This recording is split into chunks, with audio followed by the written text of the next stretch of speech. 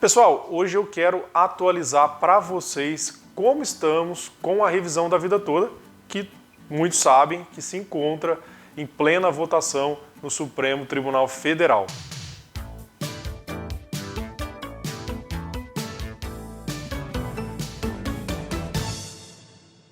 Então, antes de mais nada, lembrar que essa votação está ativa, pendente, porém, de um voto, de um único voto, que é do ministro Alexandre de Moraes.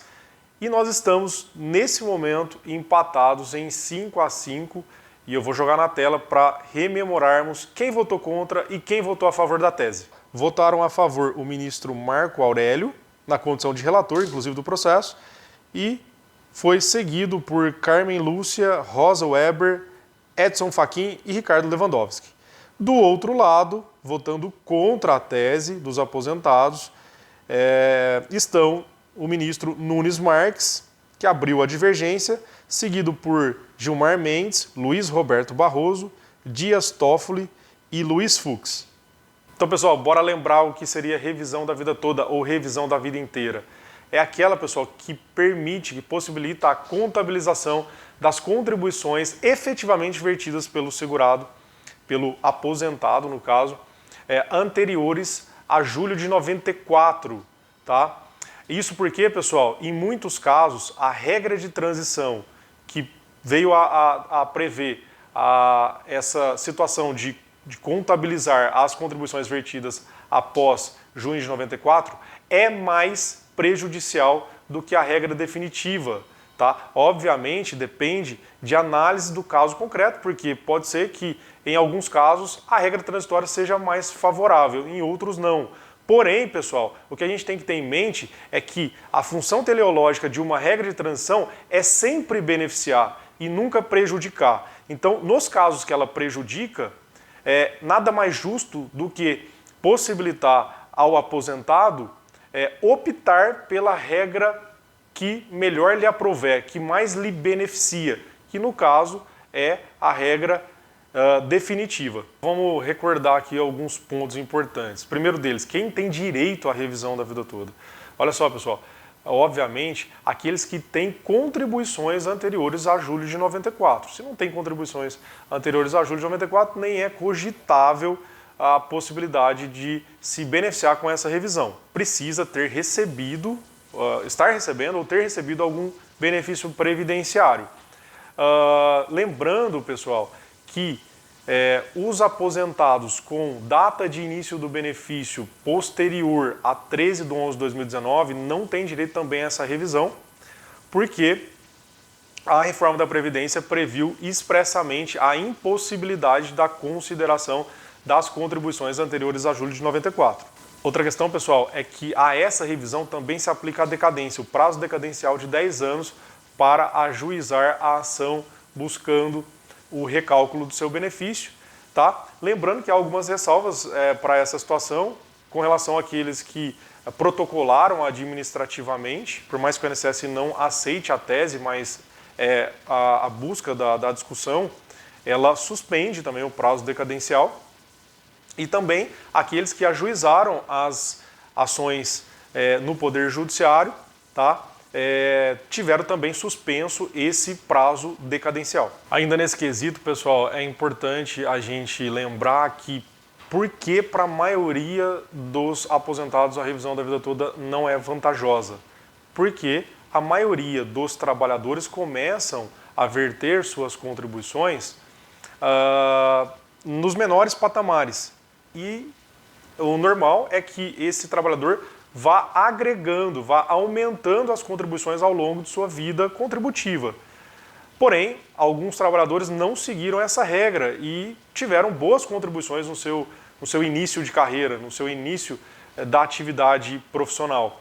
Para esses, obviamente, a revisão da vida toda será benéfica. Outro ponto importante, muitos têm dúvida se é necessário o prévio requerimento administrativo para fins de se comprovar o interesse processual em uma eventual demanda judicial. Pessoal, não é necessário. O próprio STF dispensou o ingresso prévio administrativo no RE 631-240 onde ele diz expressamente que em situações em que notoriamente o INSS tem posicionamento contrário, não é necessário a postulação do pedido, do requerimento, de forma prévia na seara administrativa. E a revisão, pessoal, da vida toda se encaixa nessa hipótese. Não só a revisão da vida toda, mas todas as revisões. Via de regra, o INSS tem posicionamento contrário, até porque ao segurado é assegurado o direito ao melhor benefício. E o INSS fez a análise prévia para conceder o benefício. Se ele concede assim, é porque ele entende que esse, teoricamente, seria a melhor versão, a melhor hipótese da concessão daquele benefício. O aposentado é facultado a ingressar diretamente no Poder Judiciário discutindo essa revisão.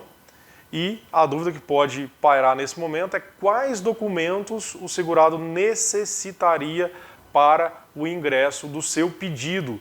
Eu vou jogar na tela para ficar bem claro aí para você esses documentos que se mostram necessários. Começando com os documentos mais simples, primeiramente, identidade, CPF, o comprovante de endereço, a procuração em caso de representação por advogado habilitado, e os mais específicos, que seria a carta de concessão, que é importante, pessoal, a carta de concessão, porque é justamente através da carta de concessão que a gente consegue visualizar o que o INSS efetivamente considerou no seu cálculo.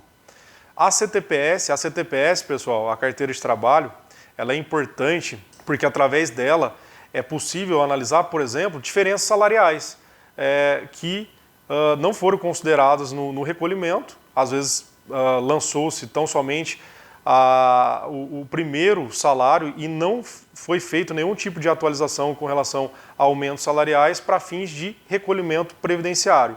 O CNIS, a cópia de PA, pessoal, na cópia de PA, inclusive, pessoal, pode ter, por exemplo, informações de carnês que o cliente sequer levou ao conhecimento do profissional no momento da entrevista. Então aqui, através do PA, do processo administrativo, a gente consegue visualizar eventuais contribuições na qualidade de facultativo ou de autônomo, contribuinte individual. Bom, pessoal, a expectativa é muito grande que em 2022 nós tenhamos o desfecho da votação, uma vez que, inclusive, como nós dissemos inicialmente, está faltando apenas um voto do ministro Alexandre de Moraes, o qual a gente tem bastante esperança de um voto a favor, de um voto positivo, e aí o placar ficaria 6-5 a favor dos aposentados, que seria um direito extremamente merecido por parte deles, por todas as razões que nós trouxemos nesse e em outros vídeos que nós gravamos a respeito